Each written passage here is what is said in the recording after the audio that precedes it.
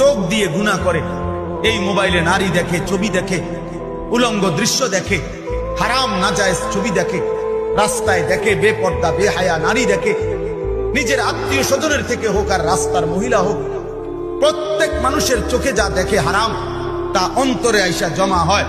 আর অন্তর থেকে ধীরে ধীরে পরিকল্পনা, প্ল্যান, প্রোগ্রাম বাড়াইতে বাড়াইতে বাড়াইতে বাড়াইতে একসময় লজ্জাস্থানের দ্বারাও জিনা এবং ব্যভিচারের গুনাহ হয়েছে।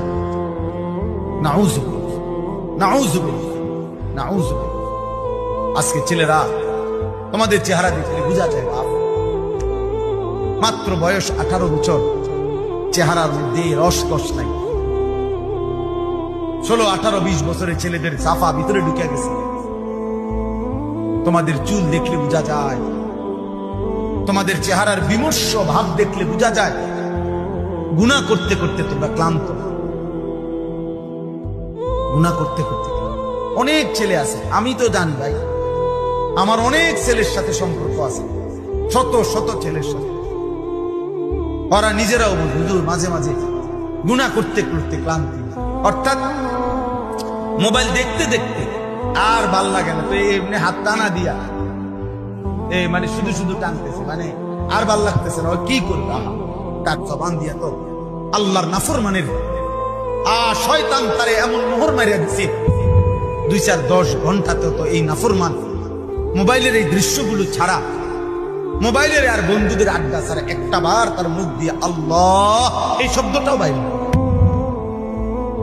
এই জানোয়ার সুখ পাবে কেন?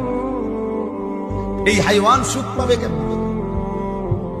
ও তো ভিন্ন কিছু জানেই না, ও তো সেজদার মজাই জানে না, ও তো আল্লাহকে ডাকার মজাই জানে না, ও আল্লাহর রাস্তায় দান করার মজাই জানে না, ও আল্লাহর ইলম দ্বীন শিখার মজাই তো জানে না।